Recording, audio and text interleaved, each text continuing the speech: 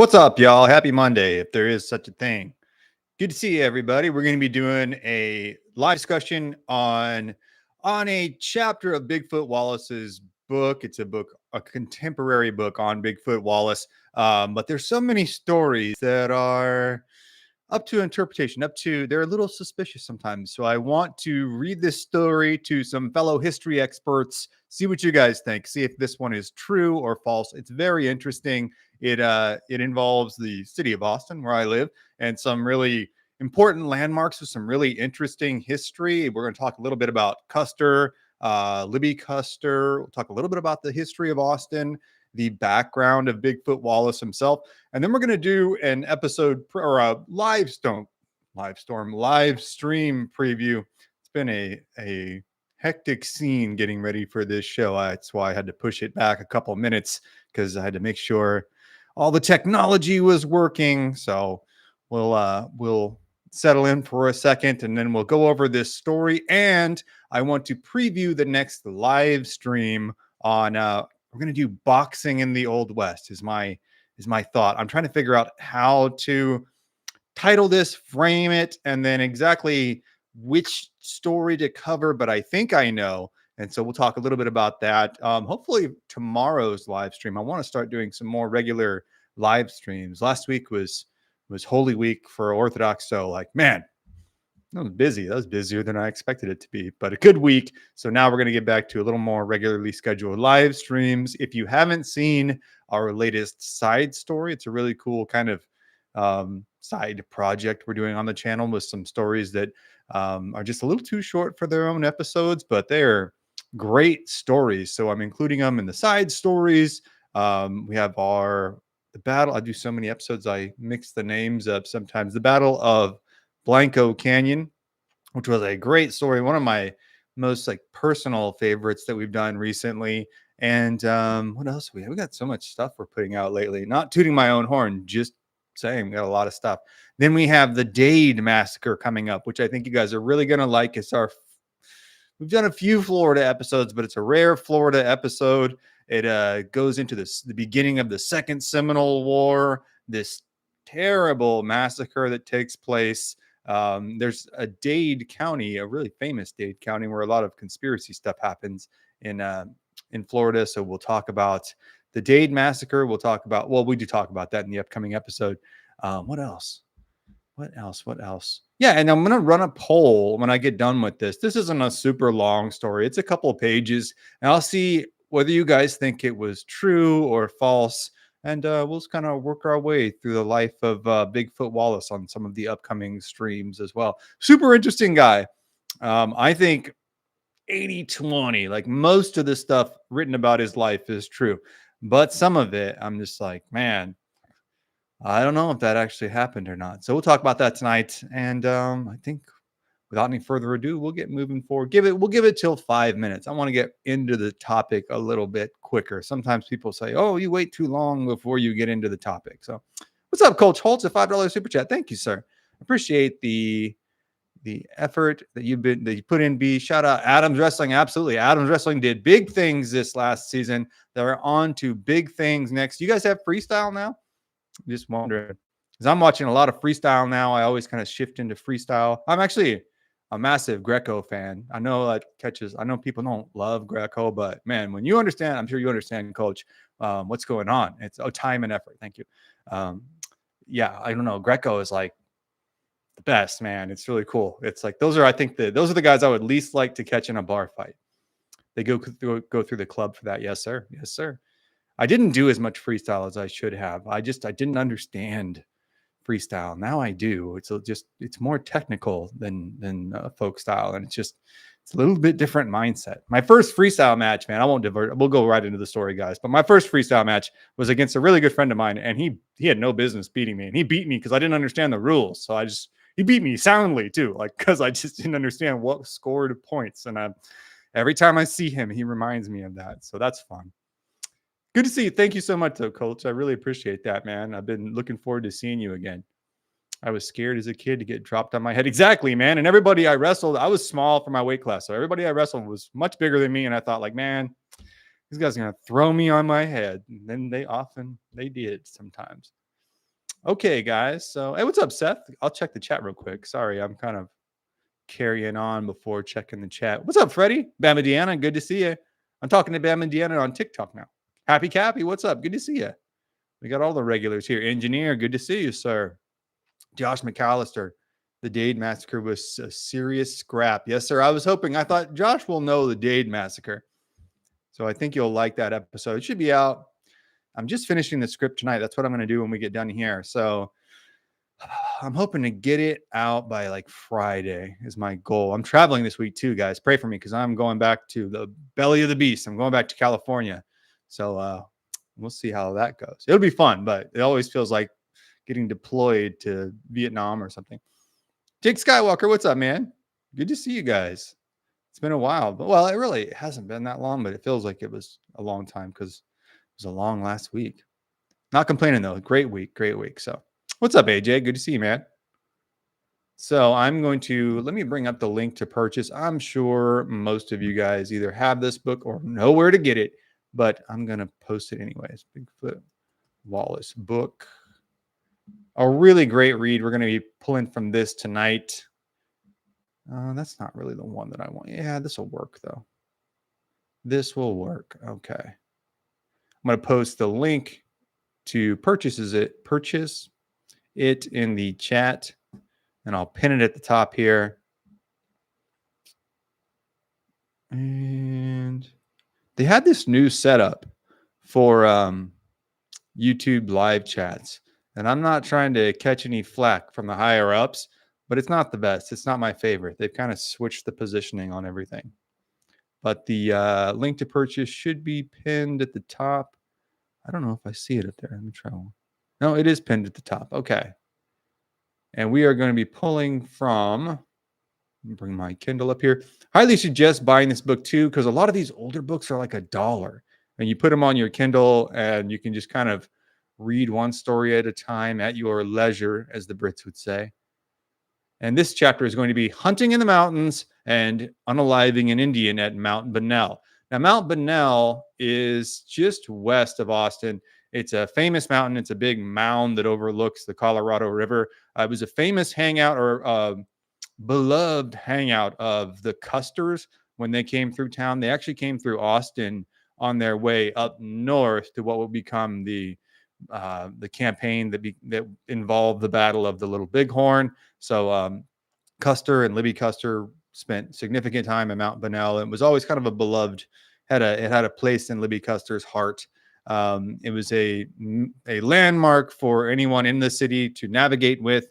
And Bigfoot Wallace allegedly got sick. He was in a relationship with a girl in Austin, but was so sick that he moved to Mount Bonnell and lived in a cave, which checks out. That's possible. Like there are caves there. You could live inside of it. And was one day leaving the cave and on a narrow trail that was just above the river. And he encounters an Indian, their words, not mine, just saying, so I don't catch any flack later. And they get into a fight, and we'll see the results of that. When we get done with this story, I'm going to post a poll, see what you guys think. Was this true or was this maybe not so true? You remember that show from the 90s where it's I think it was called Fact or Fiction. Let me know in the chat. Where they would read you a couple stories, right? Or they read you a story that could or could not be true. And then at the end of that story, they'd say, well, what do you think? Was it fact or fiction? And you'd guess. And this is the 90s, so there's no online voting or anything. And then they'd say, well, actually, that was fiction. And then they'd do another crazy story and say, actually, that was fact. So that's kind of what we're doing. And we'll let you guys decide whether this is fact or fiction. We got most everybody here. Yeah, we got a full house, man. I'm glad to see everybody. I remember that show. It's called Fact or Fiction, right? Okay, Fact or Fiction. That was just a huge 90s show. To be honest with you, pretty genius gimmick. You know what? Right before we get started, let me go close this door. It's driving me nuts back there.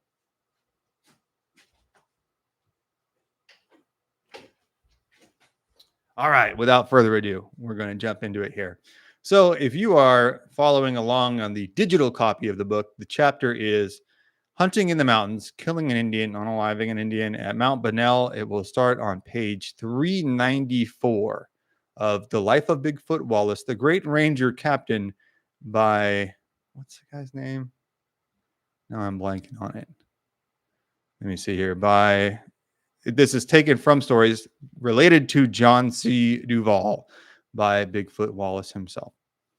Oh, hit the like button too, guys. Yeah, we got 23 people, 12 likes. Let's get those likes up. That really helps the show in the algorithm. So really appreciate like button, super chats, share the chat with anybody who likes history. If they like history, they'll like these stories. So let's get the chat out there and let's grow this thing. That's my pitch for the evening. Okay, so jumping into the book here. Chapter what? Chapter 6. Oops, am I hearing from the editor right now? I am hearing from the editor. Okay, great. So our next compilation is done too. Good news, behind the scenes stuff. Lose the plant and replace it with your subscriber button. I don't know what that means. You lose the plant and replace it with your subscriber. Can you explain that, engineer? I'm not sure what that means because I'm down to do that. I just don't know what that means. Behind you. I don't know how to. Oh, yeah, actually, that's going to go on the wall. I just haven't had time, but the subscriber button is going to be right there and some artwork right there. So that's coming. I just got to get off my lazy butt and do it. Yeah, that right there. That's actually some kind of reed that I ordered. That was my idea, believe it or not. Yeah, it'll be up on the wall. So right there, YouTube button, art. You got to do things in threes, is what the interior design channel told me. All right. So good call, though, guys. That's what's coming. All right. Without further ado, this is beginning chapter 6, the Hunting in the Mountains chapter. Okay. I'm just getting it all together myself here. Okay. Here we go. 11 miles above Austin on the Colorado, which means the Colorado River, there is a noted place called Mount Bonnell. The name was derived from the publisher of a paper in Austin who, with his friends, occasionally went up there for the purpose of hunting and recreation. Now, there's tons of white-tailed deer. They would find buffalo around Austin at that time.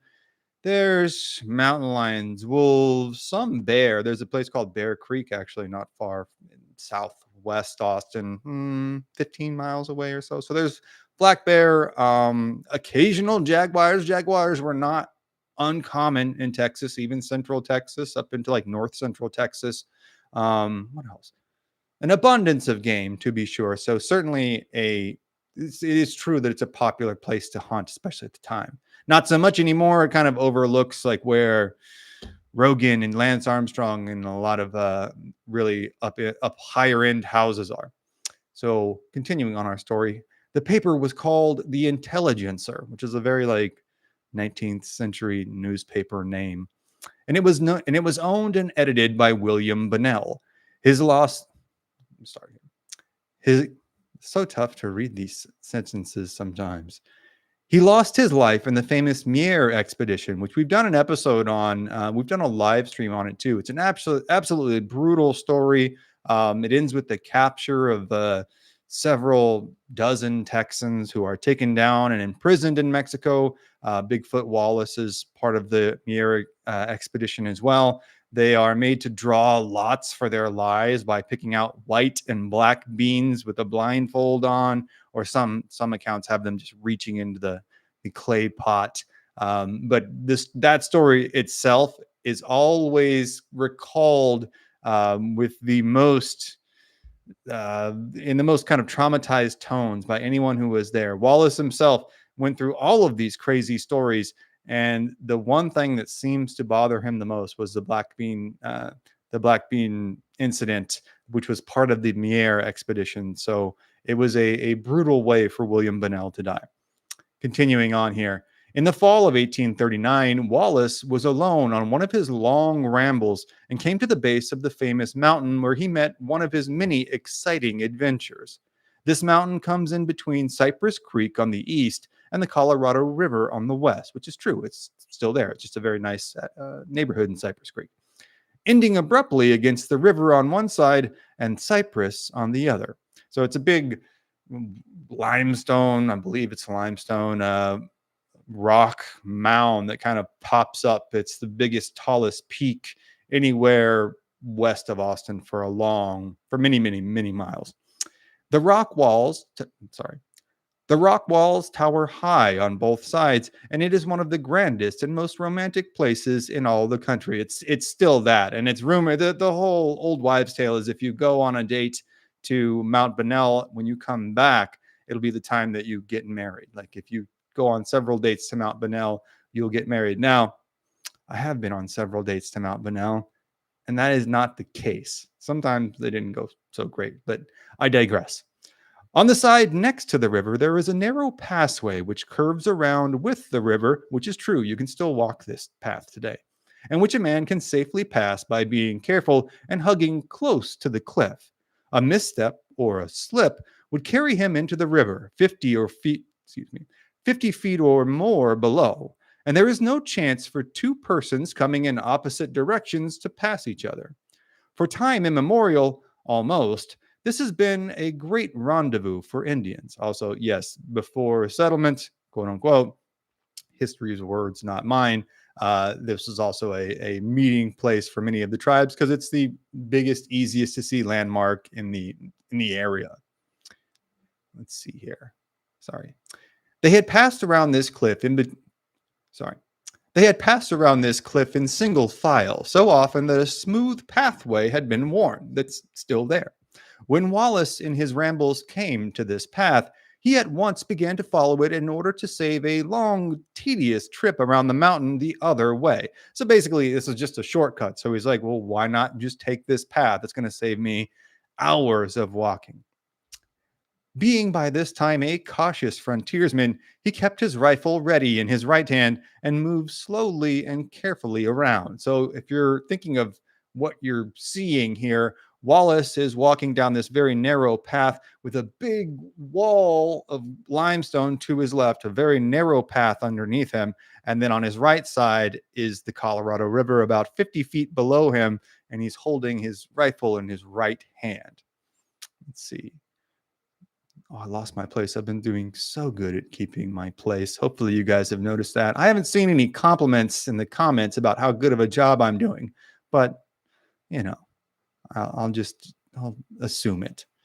Upon arriving at a point where the trail made a curve around the face of the cliff, and when he could see a few feet ahead, when he could see a few feet ahead of him, he was greatly surprised and somewhat alarmed for a moment by coming face to face with an Indian only a few feet away from him. It doesn't, in this entire story, I believe, specify which tribe. So bear with me. It's going to repeatedly refer to this native as an Indian and not tell me which tribe. So just keep that in mind. I would venture that it's a Comanche or a Tonkawa. Those are my two possibilities here. The Indian was also greatly surprised, and for a few seconds, each man gazed at the other without uttering a word. In all emergencies, Wallace thought and acted quickly, which is true. That part is definitely, by all accounts, definitely true. If the Indian had sprung at him and begun before he could bring his rifle up, both would certainly have fallen off the cliff together.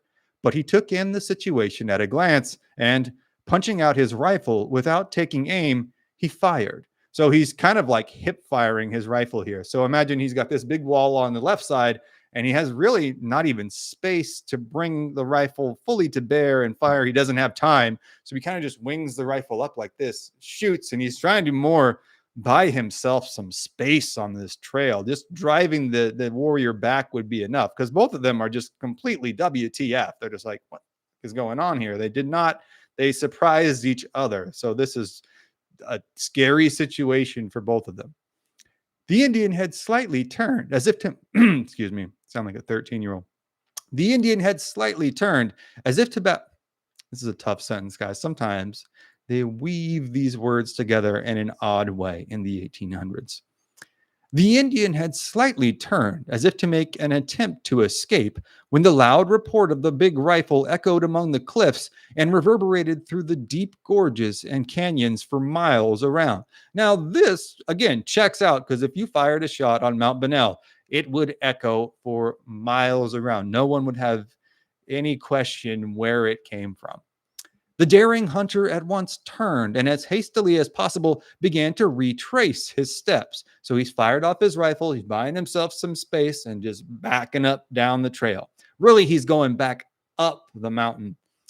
The unfortunate savage, the author's words, not mine, who had received a death shot, plunged headlong from the path. So a very 1980s action movie scene here, where the Texas Ranger doesn't even bring his rifle fully to bear. It's a very Rambo move, and he just pulls it up to his shoulder, fires, unalives his enemy, who plunges into the water below him as he backs up and he's like looking around for other warriors. And before the sound of the gun had ceased to echo, his body was heard to strike the water, which it would be a long fall, guys. It's a long 50 plus feet is no exaggeration. Not knowing how many Indians might be following, excuse me, not knowing how many Indians might be following one, this is such a tough one to read. Not knowing how many Indians might be following him who had heard the shot, Wallace continued his flight away from the spot, even when he was clear of the dangerous trail. So he basically would back up to the top of Mount Bonnell and then descend the other side to where today there's a very nice stone stairway with a very nice paved parking lot. He ran against a grapevine, which caught him under the chin and almost cut his throat and broke his neck. So this part is pretty wild. Like he's sprinting down the hill, and there's a grapevine that just goes whack, hits him right in the neck. A big, thick vine. There's still grapevines everywhere there. And it goes whack and catches him right under the neck, throws him back down to the ground, whacks his head on the ground. And he's so flushed with adrenaline, he doesn't even feel it. He just kind of gets up and keep going. But you can imagine he's really going, I don't know how many warriors are around here. This is not good. You're a long ways away from Austin. You're, 15 miles or so away from Austin. So he's in a very bad spot here. This is kind of worst case scenario. He's given away his location. He could be surrounded. He doesn't know. So then to make matters worse, right, he gets hit in the throat by a grapevine. It's a rough day so far. Let's see. Oh, I lost where we go here. Disengaging himself, however, from the treacherous vine, he continued his flight and, making a wide circle around the mountain, got back to Austin without further incident. So he kind of take the same road that would lead back to Austin as well. The road was a well-known trail for travelers and often overtaken by Comanche warriors. That's why my hunch is this is a Comanche. But the road from Mount Bonnell into Austin was well known that when the Comanche wanted to shut it down, no one could use it. So it was a territory that was often fought over for decades after the founding of Austin. It was a fortunate thing for him that when he did get back, Bigfoot was in the. Wait, hold on. It's written in such confusing verbiage, guys. Sometimes it's tough for even me to follow. It was a fortunate thing for him that he did get back, for Bigfoot was in that vicinity, and it was one of Bigfoot's warriors that Wallace had killed. Okay, so this kind of refers back to a chapter right before this. We've done a live stream on this before, where supposedly Bigfoot Wallace got his name from unaliving a local chief. I've heard different accounts, but he might be a Comanche, he might be a Waco, and he thinks that, or Bigfoot Wallace got his name from unaliving this chief in or around Austin. Now, as this event unfolds, he's thinking, well, this might be Bigfoot's guys. I don't know if they're coming back to get revenge on me. So this whole trek back to Austin, he's just kind of freaking out. Like, I don't know if this is the chief who I unalived, if it's their boys coming back to get me. This story I find a little sus. Like, I don't really think that he got his name from unaliving a chief named Bigfoot. I think when you look at the pictures of him, he's a big giant guy. I think he's 6'2", 240. He's very, very large, especially by the standards of today. That's a big guy even today, like borderline like Mike Allstott size. He could potentially play fullback for the Bucks. I think he could do it. But he's got big giant feet. So I just go by Occam's razor and think, well, look, is it more likely that he got the name from this fantastic encounter with a legendary local chief who he ends up having a one-on-one fight with and unaliving? Or is it more likely that he got the name Bigfoot because he has big feet? I'm going to go with the latter, but it doesn't mean the former is impossible. This book proffers that he did, in fact, get his name from unaliving the chief named Bigfoot. So we'll continue under that assumption as we finish the story here. He got back to town and was worried that Bigfoot was there. These Indians belonged. Okay, so they're saying this is the Waco tribe. I guess I forgot this part. These Indians belonged to the Wacos. Wallace raised a party of 7 men at Austin, and the next day went back to the scene of his adventure. So they go right back to Mount Bonnell. Kind of seems a little aggro to me, like maybe just, give it a day or two. Let's see if they clear out. But no, next day they go right back. There, they discovered the trail of Bigfoot and his band and found that they had pulled the dead Indian out of the water and carried him off. But their trail was lost amongst the rocks of North Mount Bonnell. Again, very feasible. Like it would be hard to find a trail amongst this limestone and brush. It's a beautiful area, but there's nowhere to really leave a trail. It's all rock and caliche dust. When Austin was first settled, water was scarce in town until the wells could be dug up to supply it. And it's kind of still scarce because, like, every year we get a boil water notice, which is very nice. Wallace dug the first well that was dug in the new capital. A saloon keeper named H.L. Savory had to pay high for water, and soon he would pay $12 per foot, sand or rock, to anyone who could get him plenty. I've never understood how they're dividing that up, water by the foot, but that's what they say.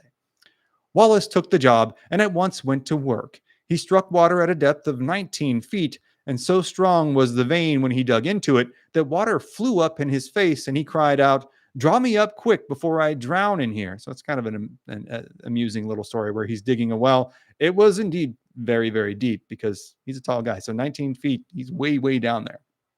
The well was on Congress Avenue on the corner of Pine Street. It is still in existence, the best well in the city, and goes by the name of Wallace Well, which I haven't looked up yet. I intend to look up and see if it's still there.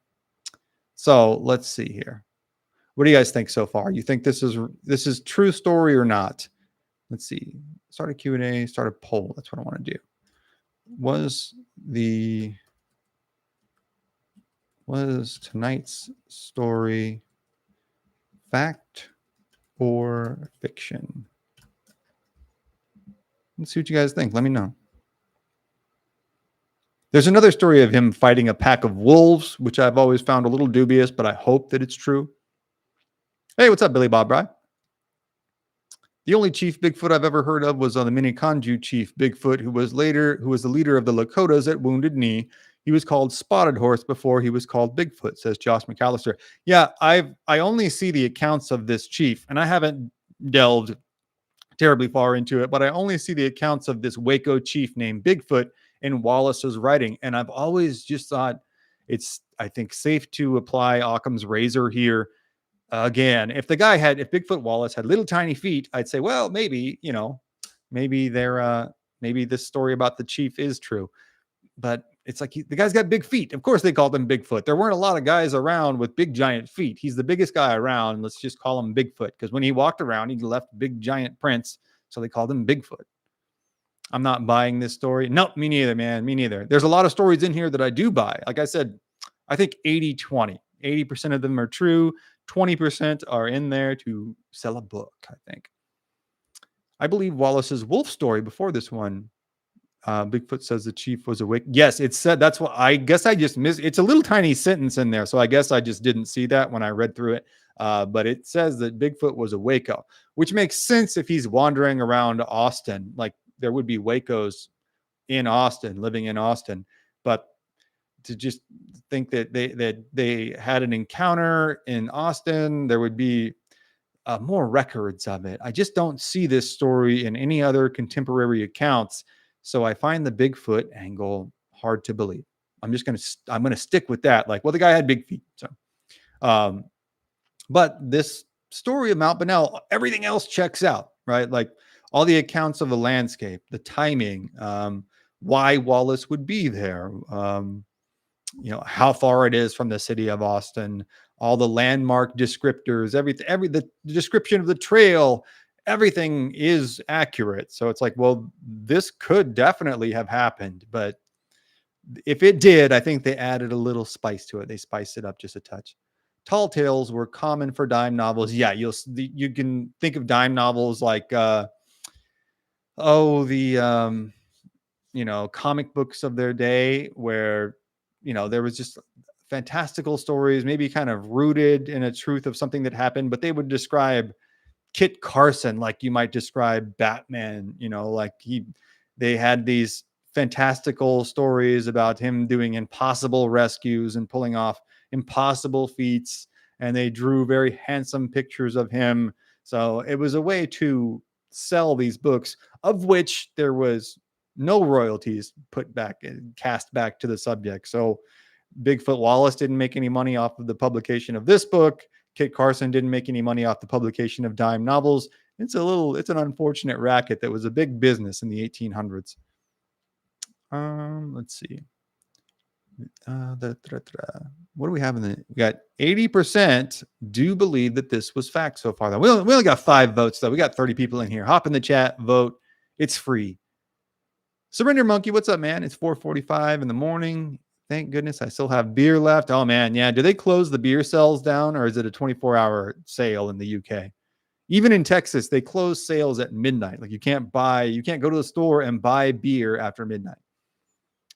For a like liberty promoting state, I've always found weird. As far as I know, pretty much all the natives down your way or in the South generally were well under 6 feet tall, with the the exception of the Karankawas and the Osage. Yes, sir. Absolutely. Kit Carson was something else. Yeah, I mean, he did some crazy stuff. Like I'm pretty sure he murdered some people in San Francisco, but who doesn't? Who doesn't? Who among us hasn't done that? But he's still kind of my boy. He's done, even when he gets a lot of criticism for his treatment of the Navajo and the Apache, I believe the Mescalero. He was a harsh guy with them, but he went back and lobbied for them later. I don't think he was terribly keen on the idea of total warfare, of G side, shall we say. Like he wasn't, I don't think at heart a hateful person. And I think he tried to do what good he could for the native tribes that he worked with. He's just a complicated guy. Like, yeah, he treated the Navajo very harshly and he murdered some guys in San Francisco, but he did so many things that were like heroic in so many ways. So he's a complicated man, but he's still my boy. Let's see. Bigfoot says the chief was a Waco. Yes, Bigfoot says the chief was a Waco. Let's see. Poll is holding steady at, wow, I'm surprised. Basically 70% of you think this story was fact. It's totally cool. I totally understand why. I don't even totally disagree, but this is one of those that I am dubious on. And have you ever anybody been to Mount Bonnell? It really is beautiful. And you can look down on it in one of the nicest neighborhoods in Austin. It's like a super popular day trip site. And like I said, I've been on some dates there myself. We buy our beer at the gas station all the time. Yeah, they sell it at the gas station here, but you have to wait till noon. So there's really like a 12-hour window in Texas where you can buy your booze. Carson, I got mad respect for. He was a tiny man. Yeah, not very big, like 5'5", but he was a firebrand. He had a temper, especially when it came to people, white, red, whatever. He had a temper, but I mean, I got a temper. Taking from or harming. Yeah, if anybody messed with him or his boys, he had a very short fuse for that. He was super brave and intelligent. Yes, he was. And very like hyper loyal to Fremont, to his commanders. Like he had a real loyalty to the command hierarchy, which from a mountain man is a rare thing. Like when he was supposed to follow orders, he followed them. Like he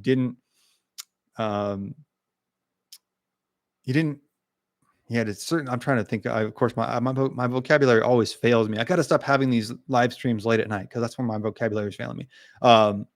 Yeah, just very loyal. I guess obedient is the right word, but I don't mean that as a pejorative.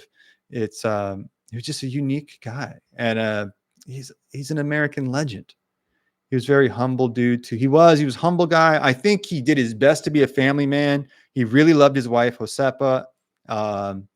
He converted to Catholicism, which is a controversial move back in the day. And he had you'll read some stories that he took 2 or 3 Indian children as slaves, and I do not believe that. I believe the census records point to them being adopted. Like he adopted these kids because they were orphans.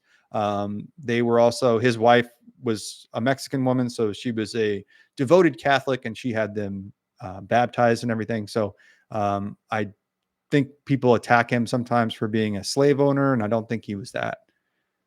Sometimes watering holes were called wells.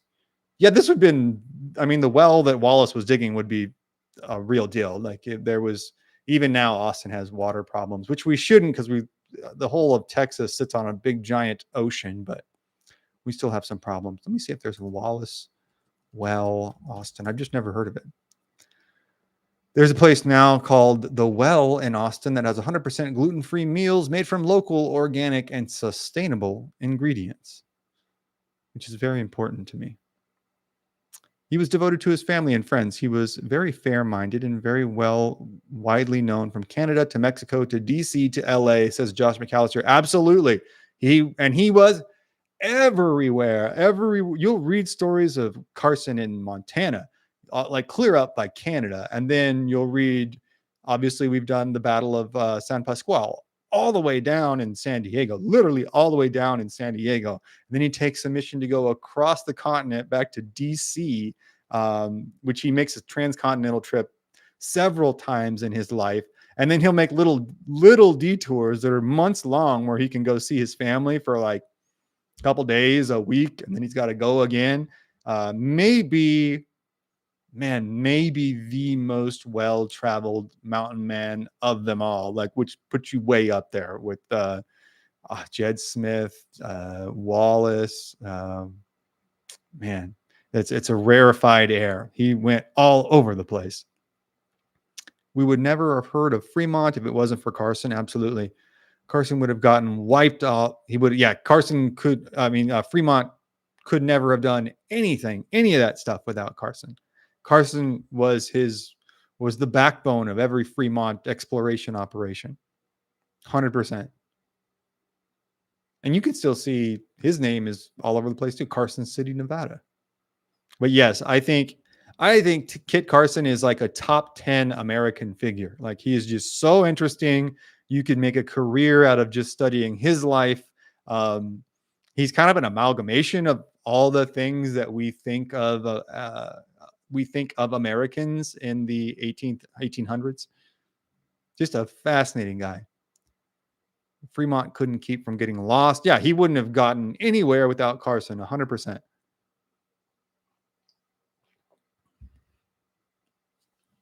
And I believe Bigfoot Wallace went to California briefly. Wallace was well-traveled as well, way down into Mexico, all over Texas. He hauled mail from San Antonio to El Paso, which would be hell on earth today. It would be hell to just drive an Amazon truck from San Antonio to El Paso and back. And he did it with a mail wagon, a wagon that just went from San Antonio to El Paso and then back to San Antonio. We did an episode on it called the mail wagon fight, probably 3 or 4 months ago. A really exciting story. Highly suggest you go check that out. And we've done the Black Bean incident. We've done a bunch of Bigfoot Wallace stories. This was one of those stories that didn't lend itself terribly well to an episodic telling, but I think it's a cool one to cover in live stream format. What are we at? 70% of people think it was real. I think it was fact tonight. All right. We still only got 7 votes, guys. Hop in there and cast your vote. Rock the vote. Anybody remember that? MTV's Rock the Vote? What a joke. I think it was P. Diddy. If you're a millennial, you remember that. P. Diddy coming on and telling you to vote. You're like, what? And we listened. We're like, oh, well, P. Diddy told us to vote. We got to go vote. Mug product play. Yes, I know. It's the bane of my existence right now is not having these mugs up for sale yet. I know. I got to work on the set. I got to get the mugs done. We're getting content out there, though. That's the most important thing. I don't see the poll. The poll should be up in the chat, Surrender Monkey. Does anybody else not see the poll? I'm telling you guys, the new YouTube chat layout, maybe not the best. Let's see. I don't see. I remember that says Happy Cappy. Diddy can't, Diddy can't vote now. No, he can't. I remember when Diddy ran the New York City Marathon for charity too, and it was just like he was going around the street with a bag, like an open bag, taking cash from people, like donate to me. I'm going to run the marathon. It was like, well, you're a multimillionaire. Why don't you just put a donation in there? No, he had to run a marathon, which is like tons of people run marathons. It's not, you know, not that big of a deal. And he had this whole like hour long special on MTV. The early 2000s was like, what a time to be alive. What a time to be alive. Let's see. I think I'm caught up on the chats too. Oh, also, before we leave tonight, I'll do another. I'm trying to keep this to an hour so I can finish this script. But before we leave tonight, let's jump into it right now. We're going to talk about. I'm going to do an upcoming live stream on boxing in the Old West, but I want to make it a continuing series where we examine some of these famous old fights. I'm going to start with a fight in the 1920s. Let's see. I had that pulled up here. It's a fight on July 4th, 1919, between Jack Dempsey and Jess Willard. Jess Willard is a 6'6" monster of a man who had just defeated Jack Johnson in Cuba. And Jack Dempsey is this, they think of him as like a hobo, like he's just like a country bumpkin who was a miner and a hobo from Colorado, and he was working his way up the ranks. And they get 100,000 people in Toledo, Ohio, to come watch this fight in the middle of the summer. They make this stadium out of nowhere. They just put up all these pine benches, like for 100,000 people. If you've ever seen 100,000 people today, I mean, think of like an Ohio State football game, right? Like that many people, or a Michigan football game, that many people in an ad hoc stadium where they just put up pine benches. The pine benches get hot and start to seep sap out. So there's just sap everywhere on the ground, and people have to bring their own pads. They said that the night before, all of Toledo was sewing together like pads for the seats so they wouldn't get pine sap on them. There was only one entrance and exit in the whole place, so the whole city was like, oh my God, if somebody drops a cigarette, this whole place is going to go up in fire and we have no way to get out of here. A drunk guy got hammered and jumped into the lemonade tank. So it's the middle of summer. This guy swims around in this lemonade tank. He was notorious for being like super grimy. Like think of like your local drunk swimming around in a big vat of lemonade. You're not going to want to buy it after. And the crowd didn't know what they heard, that this drunk fell into a big vat of lemonade, but not which vat of lemonade. So nobody bought the lemonade because they didn't know what lemonade was clean. All these things happen. The promoter bets $10,000. I mean, Jack Dempsey's manager bets $10,000 that he will knock Jess Willard out within one round. Everybody thinks that was complete insanity. And then the fight starts, and you can see, we have video of this. We'll bring the video up when we do the live stream. But you can see Jack Dempsey's about 6 feet tall. Jess Willard is 6'6". So Jack Dempsey looks small next to him. And this is before they had instituted the neutral corner rule. If you don't know what that means, it means when one fighter knocks another down, he has to go to the furthest corner in the ring away from where the knockdown occurred, but he can't go to his coach's corner, right? So he can't receive additional coaching while this is happening. That rule didn't really, it was more like an ask. It was like the referee said, like, listen, if there's a knockdown, I'm going to ask that you go to the neutral corner. But Jack Dempsey was like, F that, bro. I don't care what you're asking. I'm going to win this fight. So he comes out and it's just boom. Even the video is just like, it's a little tough to watch. Like we might get in trouble for it, but we'll see. But it's just wham, wham, wham. He's just hammering Jess Willard, and then Jess Willard falls down and they start the count, but Dempsey doesn't walk away. And as soon as Willard gets up, like he's still crouched over and he's just about to stand up, Dempsey starts hitting him again. And it just goes, he gets knocked down 8 times in the first round. It's a grainy black and white video, and you can see blood just pouring all down his chest. His face is just hamburger. Then, after the conclusion of the first round, Dempsey and his boys think that they've won. They think the fight has stopped. So they start leaving, and his manager's like, yeah, I won $10,000. The ref stops him and says it's not fully over yet. You got to come back because Willard's guys are pushing him out there, and he's just doesn't even know where he's at. And Jack Dempsey comes back in and just beats on him for another 2 rounds with 100,000 people in the summer sun, just like screaming. It's just going crazy. It is just like the wildest scene. And I think it really fits with our ongoing conversation about where the Old West ends, because this is clearly, it still has very strong undertones of the Old West. You're in a town that's, not terribly populated. They kind of picked Toledo because it was like somewhere they could afford to go and get people to come and put the show on. Um, Dempsey is billed as kind of like the last of the Old West. He's a vestige of the Old West. He's uh, someone who hopped trains and worked as a cowboy and a miner. He's really kind of the last figure of a dying generation, right? Of a dying way of life as America makes its way through World War I and into the Roaring '20s. So he is kind of emblematic of that, and it's really sold as he's kind of the last of a dying breed, right?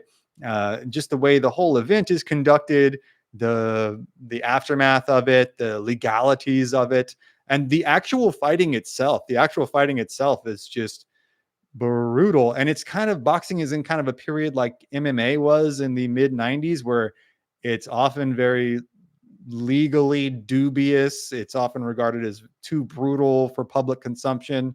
But we're really seeing the rise of the sport to a new pinnacle. This is after John L. Sullivan. This is after Jack Johnson. And Jack Johnson is, if you know anything about Jack Johnson, he's one of the most interesting characters in American history, in boxing history. So we'll definitely do a live stream on him.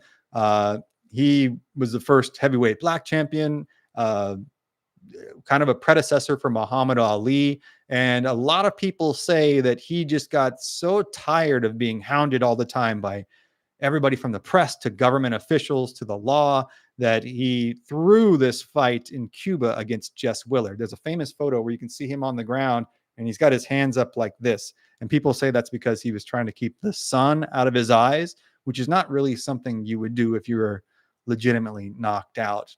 That's the theory. So there's a theory that he threw the fight. Either way, Jess Willard had beaten him, so he was thought of as like, well, if you can beat Jack Johnson and you're this big giant, certainly this upstart Jack Dempsey is not going to be able to beat you. And it turns into one of the most seminal fights in boxing history. I think a wonderfully entertaining event and an allegory of sorts for the America's transition from the Old West into the 20th century. So it's just a really interesting historical event to examine and a lot of fun. It's really entertaining. This whole story is just, I think, custom built for our live streams, because it's it'll be really cool to watch live. And there's so many sub stories. Like, it's not just the fight, it's the drunk guy who jumps into lemonade, it's the fire marshal, it's the $10,000 bet that they have to go like full mafioso to make sure they get the money for. It's just such a cool story. So I'm thinking I'll do this tomorrow night, or maybe Wednesday night. I got to travel on Thursday, but yeah, let me know. You guys want to hear that story? I know it's kind of a little different, but give me a 1 in the chat if you want to see it. And it looks like 70% of people believe tonight's story was fact. All right, I'm going to treat it as fact then. Let's see. Jack Johnson is also a fantastic musician and a hell of a surfer. True, that's another Jack Johnson, but yes, he is actually. I agree with you. Bless Opes. What's up, Mojo? Good to see you, man. Holy Toledo. Absolutely. It's a great story. I didn't do it tonight because I thought I want one more day of preparation, but I'm really excited for this one. I love combat sports, obviously. And like, there's such a great history of combat sports in the Old West. It was obviously it was illegal in many instances. They would do these fights. Sometimes they'd have huge crowds. Sometimes it would be like a couple dozen people out behind a barn. There's a great, in this book, what's this book I'm reading right now? All right, there's 2 books, okay? I'm I'm going to nerd out a little on you right now. A Flame of Pure Fire by Roger Kahn is an excellent read on Jack Dempsey's life. And then there's a book called Strong Boy, The Life of John L. Sullivan by Christopher Klein, another excellent read. Sullivan was kind of the first superstar heavyweight champion of the world. You might have heard the term like, I can lick any SOB in the house, meaning like I can beat up anybody in the house. That really came from John L. Sullivan. That was his job as heavyweight champ. They weren't really like booking fights. It was more like you fought anywhere you went. You would take a train to the next town, challenge everybody to fight, and if you won, your name would kind of start climbing up the ranks and going through the grapevine, and then eventually you'd get a formal shot at the heavyweight title. But that could mean anything from a big organized fight. Sullivan has one fight that draws tens of thousands of people. I forget the opponent's name now, shame on me, but the very next fight, they have it in France, I believe, out behind somebody's barn. Like they can't find a legal place to do it. So both guys just are like, all right, well, do you want to like meet at this French farm and we'll just go out behind the barn? And they're like, okay, yeah, let's do that. So they go out, they have the fight. Sullivan wins by a narrow margin. And then the cops come and arrest him and throw him in French jail. And Sullivan catches a fever and his opponent is like, hey, listen, like, can we get some medicine and some brandy for this guy? It's just so Sullivan gets some brandy and they pick him up the next day. And this whole time, Sullivan is going from like being full on hammered to like training and getting in shape. And then he has another amazing fight. Like he really was the baddest dude walking, and he just struggled with alcohol. It's a fascinating story of addiction and redemption as well. So highly recommend that book. Dempsey also he was bigger than Babe Ruth. He was bigger than Babe Ruth and Bill Tilden, any superstar at the time. Not even close to Jack Dempsey. Like Babe Ruth was a distant second to how famous Jack Dempsey was. Like there was nothing like that before him. Like the press followed him around and tried to guess who his girlfriend was and started all kinds of rumors about his life. It was just like you didn't see. It was on a level that you just didn't see before Jack Dempsey. And I think it's to understand America in the early 20th century, especially the 1920s after World War I, you need to understand the life of Jack Dempsey because he was a figurehead in many ways for America at the very tail end of its Wild West era, a transitional figure in so many ways. Like I said, I just think combat sports are a wonderful allegory to teach history through. Jack Johnson was a crazy guy. He was a crazy dude. Like I really enjoy a fearless guy, like a fearless guy who I think without Jack Johnson, you have no Muhammad Ali. Like he did it all way before Muhammad Ali did it. He was dating white women, marrying white women, which was an incredibly scandalous thing at the time, and was completely unbothered by it. He moved to Europe and led kind of a bohemian lifestyle for a while, lived in Bakersfield for a while, and just an incredibly wild life and the baddest man walking for many years. Maybe I think Sam Langford he was a middleweight champion, would be probably a better, more well-rounded fighter, maybe a top 5 fighter of all time, top 10 maybe. I've seen him on some lists, but Jack Johnson was untouchable, and it drove people crazy because for a long time, white fighters would not fight black fighters. The actual like prevailing thought was like, well, they just didn't believe anybody. They didn't believe they would think, this is their thought, not mine, that fighters of color, shall we say, wouldn't be any good. They're like, they wouldn't be good. And it's like, now you look at a list of the greatest boxers of all time, they were clearly wrong about this, but that was kind of the prevailing sentiment at the time, unfortunately. Because like, if nothing, imagine how many great fights that cost us and how many tragic stories there were of opportunity lost in that. But anyways, I think the kind of examining when the Wild West came to an official close, so to speak, merits a discussion of boxing at the time because it was a kind of a transitional vehicle for the country. Like they were getting into something new and they were tired of the gunfights and world wars and more kind of accepting of a one-on-one combat in a more kind of genteel arena in their mind. So just yeah, fascinating transitional period in the country. I still think very much a part of Old West history, and I thought just like this will be such a fun live stream. So we're gonna do that next live stream. Really looking forward to that. Archie Moore, one of my favorite boxers. Archie Moore, maybe top 10, man. Like absolutely incredibly underrated. Willie Pep was a legend. Absolutely. There's so many of these old time fighters that like were so good and such legends during their time that I think we have trouble contextualizing it today. We think, well, because it was a long time ago, he must not have been as good as the guys today. And it's like, man, some of these guys were crazy good. You can look at Sugar Ray Robinson fights. Man, a lot of those old heads. Jake LaMotta. How am I blanking on? Rocky Marciano. Ezzard Charles is who I was trying to think of. Ezzard Charles is crazy underrated. Just a lot of the skills that these old guys had was amazing and great fights. And this Dempsey Willard fight is one of the first that we have captured on film and one of the more high quality ones we have captured on film. So I should be able to play that on the screen tomorrow and we should be able to watch the fight while I'm talking. So that'll be fun too. But anyways, I think that's about all I've got for tonight. I'm surprised you guys thought that was fact, though. I still say,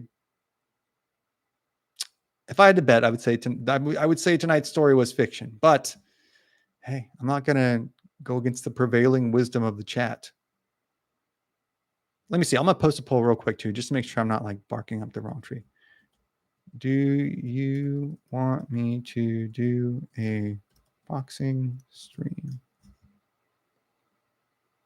Also, like the rules were a little bit different at the tail end of the 19th century because you could do like wrestling holds and throws. It was a much different set of rules as well.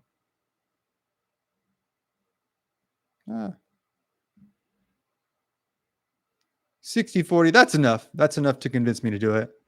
67-33, yeah. Even if you don't like boxing, I think you will find it interesting because as a cultural phenomenon, there was nothing like this before. It went from like back alleys to 100,000 people, and like there was scalpers outside. There was just a whole like sub economy of vendors set up. It was just like an event. No one had seen anything like this before. It was like the moon landing of the time. Like people could tell you where they were when Dempsey fought Willard. There's a street in Cincinnati named Ezzard Charles. I didn't know that. Just a massively underrated fighter. A crazy skill set. And he fought everybody. Are you saving boxing in the early days was like the Wild West? No, I'm saying early 20th century and late 19th century boxing was a part of the last days of the Wild West. Like it was, and kind of a harbinger of the end of the Wild West. But the way that these events were carried out was not like anything that we were familiar with later in the 20th century. It was so ad hoc. It was still very much just a free for all. Like there was no regulations to there was very few regulations to putting the fight on. There was, I mean, imagine could you get the building permits to build an overnight stadium made out of 2x4s to fit 100,000 people? Like they just ad hoc did all this stuff and threw all this stuff together. It's just like very much an Old West setting. We really don't understand it in modernity. 70-30, yes. Hey, that's good enough for me, man.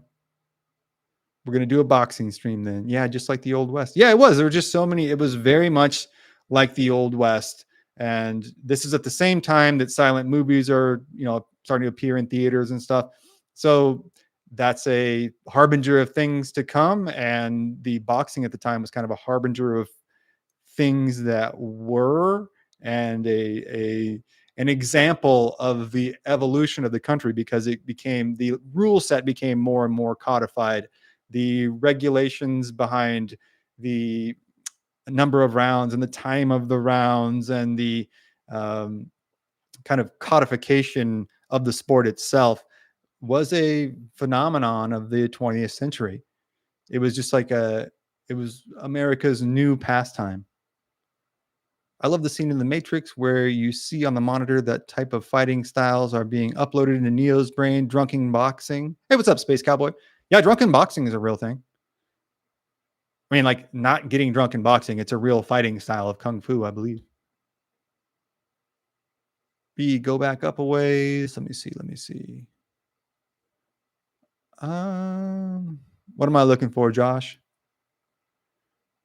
Do a boxing stream? Yeah, absolutely. Um, I'm looking for your comment, Josh. I'm just not seeing it. Jack's got the Jack Johnson comment. I'm not seeing it. Josh, can you put it back in there one more time? Is it not the drunken monkey? Yeah, I think there's also like a drunken master or something. I asked about the HOKC artwork to go behind you. If you have some you want to send in, I'll put it up there.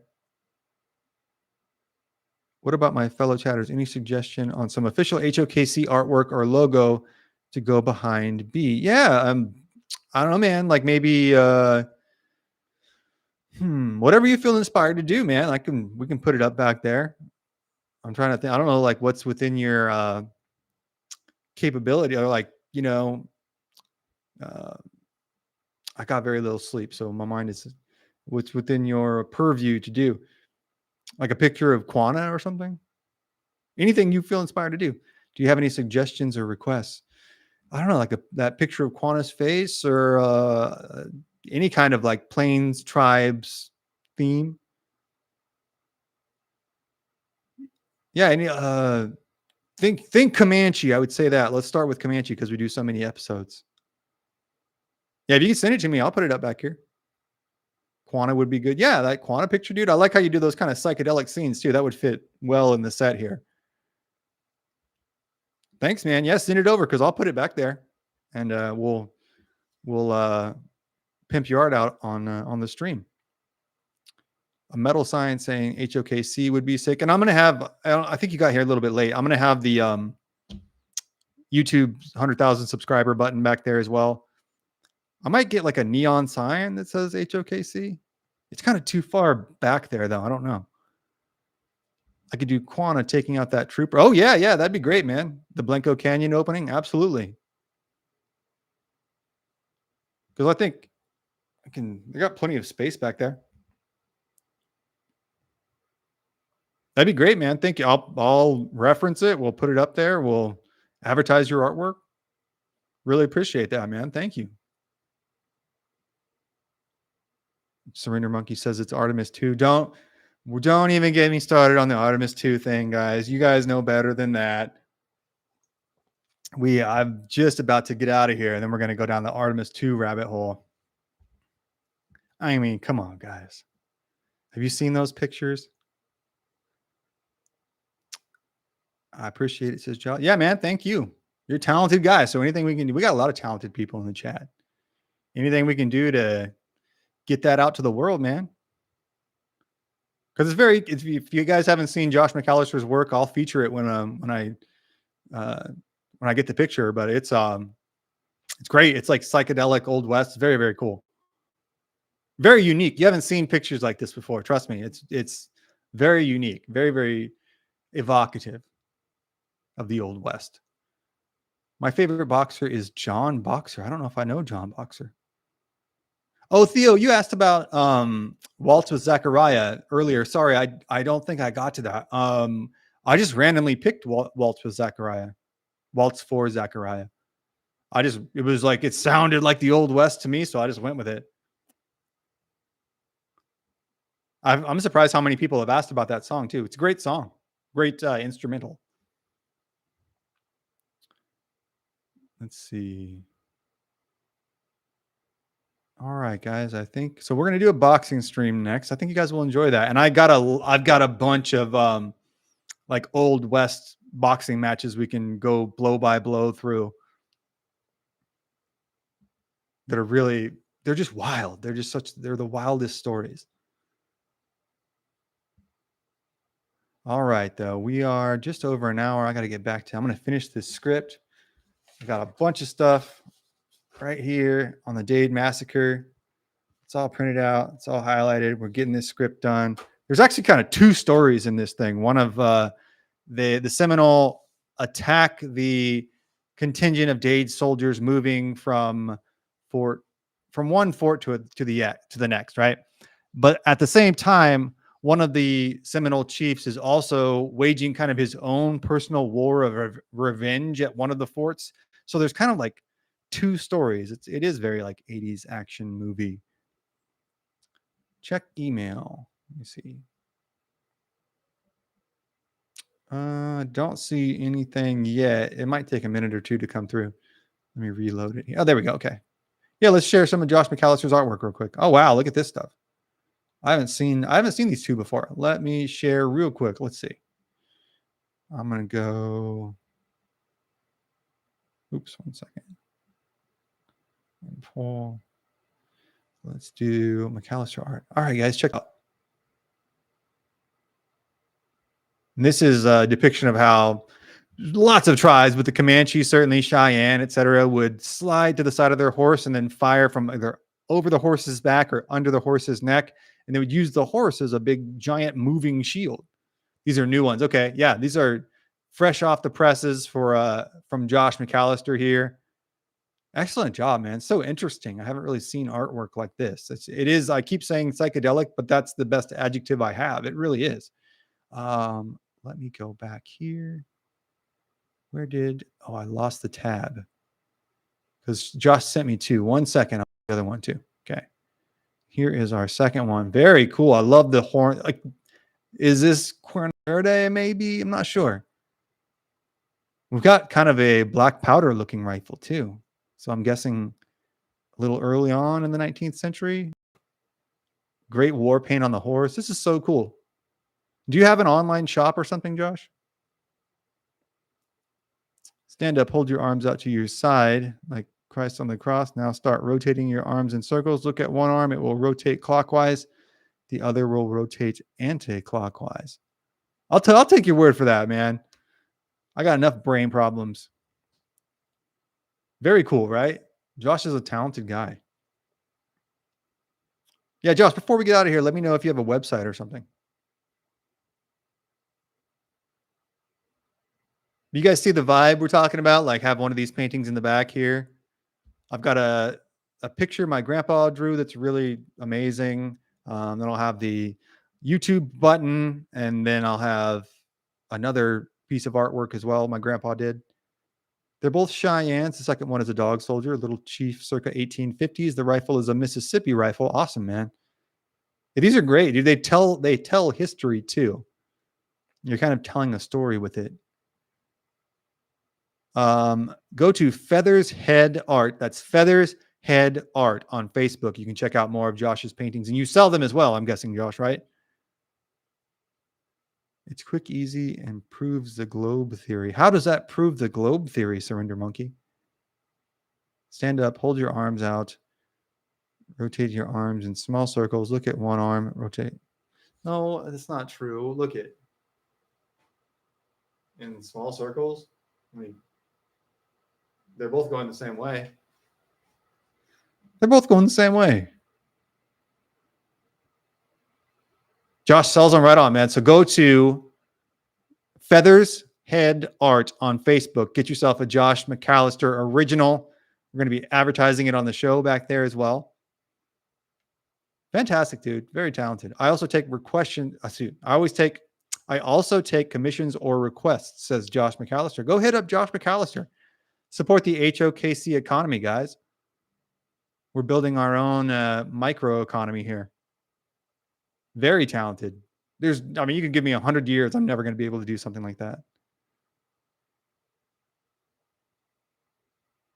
Let's see. Surrender Monkey says it proves globe theory. I don't think the arm circle proves globe theory.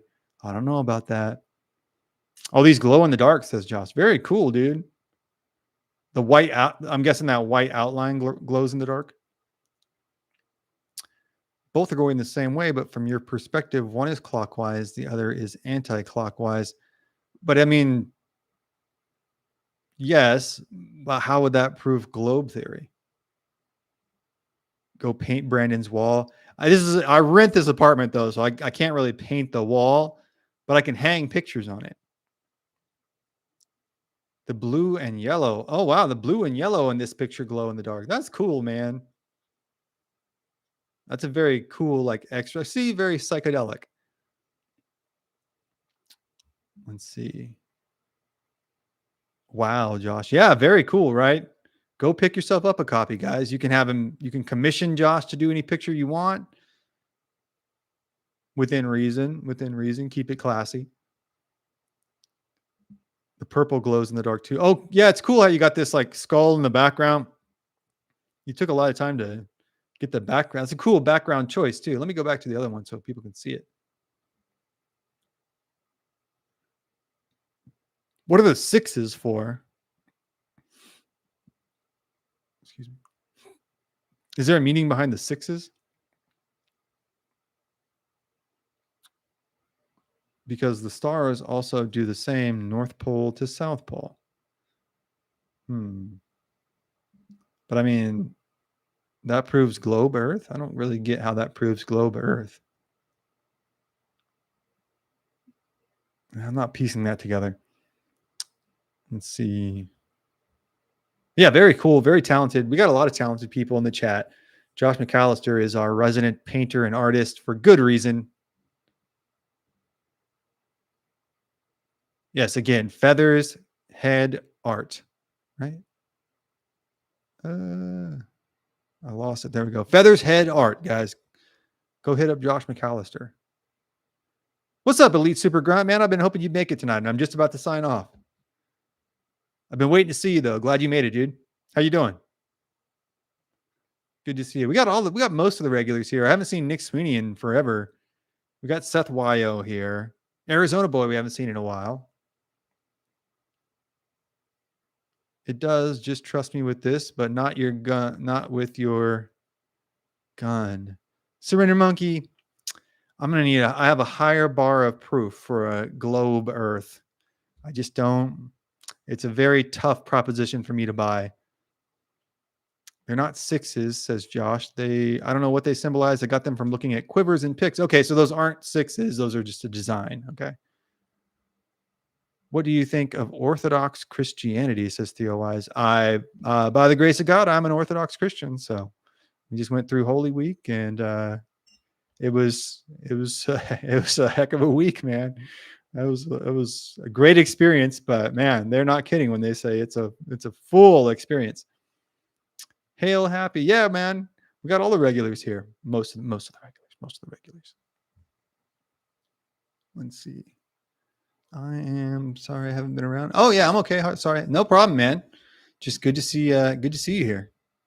We talked about Bigfoot Wallace's fight on Mount Bonnell, just outside of Austin here. And then I kind of gave a preview for the stream that I'm doing next on really boxing at the very end of the Old West, the emergence of Jack Dempsey as really America's first massive sports superstar, and how that era in the 19-teens, early 1920s was the end of the Old West and kind of the beginning of something. It's America really changing, it's merging into the 20th century. So it's just a fascinating and just a crazy Wild West story. It is Wild West to the core because there's just very few rules, very few regulations. Everything is set up ad hoc, and it's just a very unique event in American history. Let's see. I'm a Baptist. A lot of my family is Baptist. I think I'm caught up now. So the plan is to do a stream tomorrow night, and then I got to travel Wednesday and Thursday, and I'll be in California, so we'll do some streams from California. And yeah, I've got some. Oh, then I got, yeah, the Dade Massacre is coming up. We have a Texas compilation coming. Another side story. Daily shorts. So shorts, shorts, live streams, regular episodes, side stories. We got it all, and it's all coming your way. It's a relentless deluge of content coming at you guys. What's up, Indian Wildcat? Good to see you, bro. How you been, man? Just about to sign off. Now people are pouring in here, but go check out the live stream. We covered a Bigfoot Wallace story tonight. And then I was just saying we got a boxing, like an Old West boxing stream coming up. We'll talk about John L. Sullivan too. We'll talk about him. And what's cool is we'll actually have video of the stuff we're going to talk about. Let's see here. The Old West was actually a short period of time. I mean, comparatively, but I'd say it goes from the 1820s to the 1920s. Like if I'm being very broad with it, being as generous as I can with the terms. Because I think to your average person today, if you took them back to 1919 and then took them back to like 1890, they'd have a very hard time discerning the difference. Let's see. So my contention is, I made it here a bunch of times, but my contention is the Old West really goes to like World War I or just after World War I. Let's see. I think I'm actually somehow caught up. All right, so I'm going to get back to finishing this script because I think I can get it done, be ready to go for Friday. That's the hope. That's the hope. So tomorrow we'll be boxing. Yeah, man, boxing tomorrow. You stream at very rude hours. I know I'm trying to stream earlier, but it just doesn't end up working because I have to get everything else done. And every time I try to stream earlier, it ends up being kind of a nightmare.